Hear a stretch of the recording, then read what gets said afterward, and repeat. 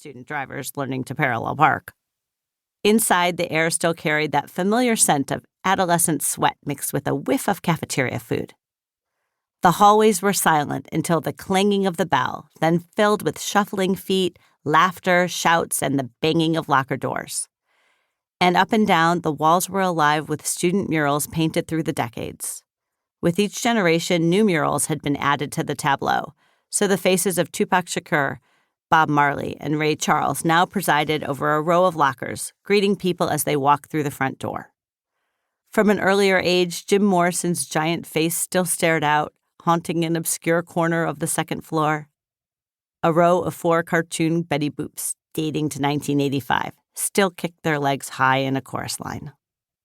The full-fledged planetarium was still tucked into the science wing, showing off the planets to elementary school field trippers. Behind a wall of windows was the central office, where guidance counselors had for decades steered top-notch students to the Ivy League.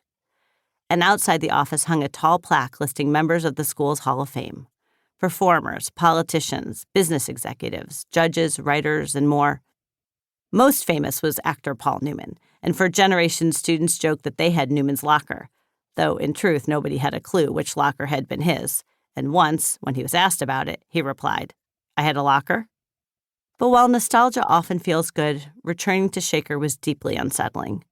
Shaker Heights, a suburb of about 29,000 people located just east of Cleveland and situated high above the city, had a decades-long nationally recognized track record of racial integration, but also a persistent achievement gap in education.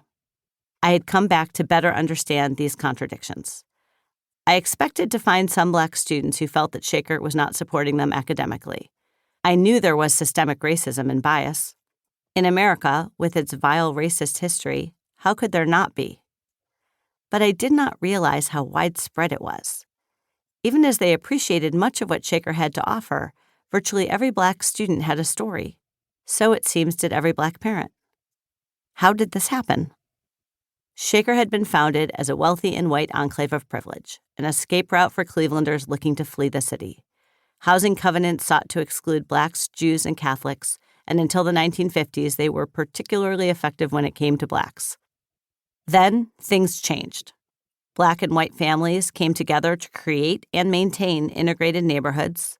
It started in one neighborhood called Ludlow and spread to other parts of town, with people of all races making a conscious effort to get to know one another, fight real estate agents intent on keeping neighborhoods segregated, and resist the forces of racism and white flight. Shaker won a national reputation as an integration pioneer, featured in the pages of Look magazine, Reader's Digest, and the New York Times, on the airwaves of ABC News, and in countless academic papers. The school district began voluntary busing to integrate its elementary schools in 1970, even as communities across the country, including Cleveland right next door, were resisting doing the same. Later, boundary lines were redrawn to make the schools more integrated, while similar line drawing elsewhere had the opposite intent. Student groups dedicated themselves to Black achievement, race relations, and cross-racial friendship. One, the student group on race relations, was still leading conversations about race more than 3 decades after it was created. Hubert McIntyre's Minority Achievement Committee was still crowning high-achieving MAC scholars after more than 20 years. It's almost a mantra for Shakerites, Black and white. If any place can navigate the complex issues of race in America, it's Shaker Heights. While many inner-ring suburbs flipped from virtually all white to almost entirely Black over time, the city of Shaker Heights remained majority white, and the schools were about 40% white and 45% Black, decades after the first Black families moved to the city. The community showed that racial integration was possible in housing, and Shaker became a national model for other cities seeking alternatives to white flight. I saw it up close. Through it all, the schools built and maintained a reputation for excellence, sending large numbers of students to elite colleges and developing robust, advanced placement, and international baccalaureate programs. The theater and arts programs were top-notch.